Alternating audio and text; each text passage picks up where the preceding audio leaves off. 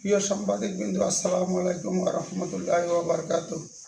আমি মোহাম্মদ সালাউদ্দিন শিপন পিতা আব্দুল খালেক গ্রাম বগুড়া ৩ নং ওয়ার্ড ২ নং পাঁচগাছিয়া ইউনিয়ন। দীর্ঘদিন প্রবাস জীবন শেষে 2019 সালের শেষ দিকে নিজের প্রত্যেক জমিনে কঠোর পরিশ্রম, শ্রম, ঘাম বিনিময়ে একটি গরু খামার প্রতিষ্ঠিত করি। গত 7 বছর ধরে আমি খামারের মাধ্যমে দুধ উৎপাদন ও কোরবানির গরু লালন পালন করে আসিতেছি।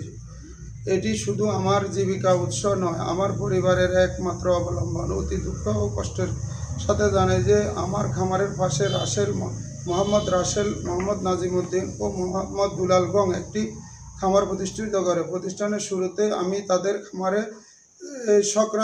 খামারের সংক্রান্ত বিভিন্ন বিষয় সহযোগিতা করিতেছি, কিন্তু তারা কৃতজ্ঞতা প্রকাশ না করে আমার ক্ষতির পথ বেছে নিয়েছে।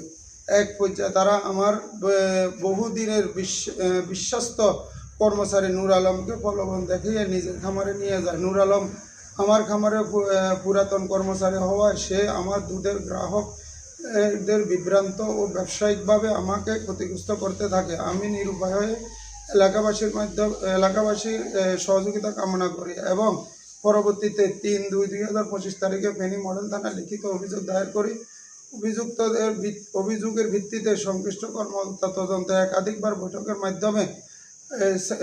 বৈঠকের মাধ্যমে চেষ্টা করে নূর আলমকে খামার থেকে সরিয়ে নিতে নির্দেশ দেয়, কিন্তু ওই খামারিগণ তারা নির্দেশ অমান্য করে আমার বিরুদ্ধে ষড়যন্ত্র অব্যাহত রাখে। ধারা অনুযায়ী গত 8/2/2026 তারিখে অনুমানিক রাত 8টায় পরিকল্পিতভাবে আমার খামারে অগ্নিসংযোগ করে। এতে আমার 12টি গরু পুড়ে মারা যায়, তার অনুমানিক মূল্য 40 লক্ষ টাকা। এছাড়া খাদ্য ওষুধ 8 লক্ষ, ঘর বাবদ 8 লক্ষ টাকা, সর্বমোট আমার 50 লক্ষ টাকার ক্ষতি হয়, যা